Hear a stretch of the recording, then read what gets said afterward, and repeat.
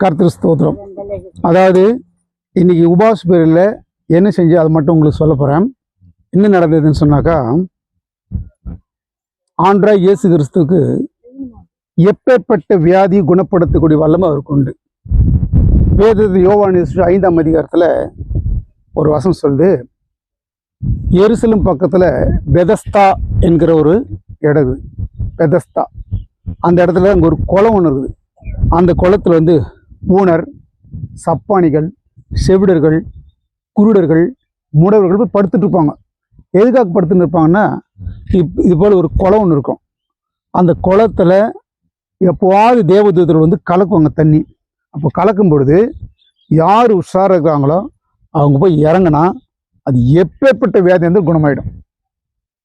அதனால் அங்கே ஒரு மனுஷன் 38 வருஷமாக படுத்துன்னு இருக்கிறான்.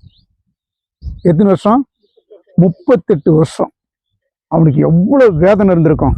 இன்னைக்கு நிறைய பேருக்கு வியாதி வந்தால் உடனே அந்த சகோதரி வெளியே அனுப்பிச்சி விட்டுறான். அது பெரிய தப்பு.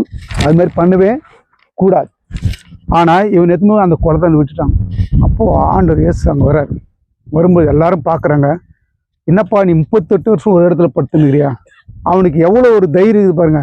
நம்ம ஹாஸ்பிட்டலுக்கு போனாக்க ஒரு வாரத்தில் வியாதி குணமாகணுன்றோம். ஒரு ஜபத்துக்கு வந்தால் உடனே குணமாயிடுமா? ஆனால் இயேசு வந்தால் அது எந்த வியாதி இருந்தாலும் குணமாயிடும். அது மட்டும் நல்லா தெரியும். 38 வருஷமாக அங்கே படுத்துட்டு இருக்கிறான். அவர் ஒன்றுமே சொல்லலை. நீ எழுந்து உன் படுக்கை எடுத்துட்டு வீட்டுக்கு போனார். எழுந்து போயின்னா இருக்கிறான். இதுதான் வார்த்தையில் சுகம் கொடுக்குறது. என்னதுமா? வார்த்தையில் சுகம் கொடுக்குது. இந்த இடத்துல எனக்கு வந்த ஒரு பெரிய மகிழ்ச்சி. நான் எனக்கே தெரியாது, நீங்கள் நிறைய பேர் என்னை நேசிக்கிறீங்க, அன்பான சகோதர சகோதரிகளாக. அதில் ஒரு எனக்கு சந்தோஷம்தான்.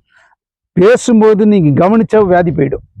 பேசும்போது என்னங்க பேசும்போது வியாதி போயிடும். உண்மை, அது வியாதி போயிடும். இன்றைக்கி 2400 பேர் கிட்டத்தட்ட பெரிய சுகம் பெற்றுக்கிறானாக்கா என்னால் கிடையாது, சொன்ன ஆலோசனைகள். அதனால் ஒரு பாட்டு, நான் சொல்ல பாட்டு தான் பாடணும். கரங்களை தட்டு. வியாதியஸ்தன் என்று உன்னை ஒதுக்கி வைப்பார்கள், வேண்டாத வார்த்தைகளை சொல்லி புண்படுத்துவார்கள். வியாதியஸ்தன் என்று உன்னை ஒதுக்கி வைப்பார்கள், வேண்டாத வார்த்தைகளை சொல்லி புண்படுத்துவார்கள்.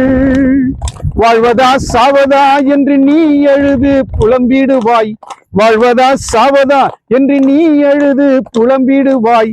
வாழத்தான் வேண்டும் என்று வியாதியிலே சுகம் தரவே உனக்கு ஒருவர் இருக்கிறார், உன்னை விசாரிக்க துடிக்கிறார், உன்னையும் என்னையும் இயேசு நேசிக்கிறார்.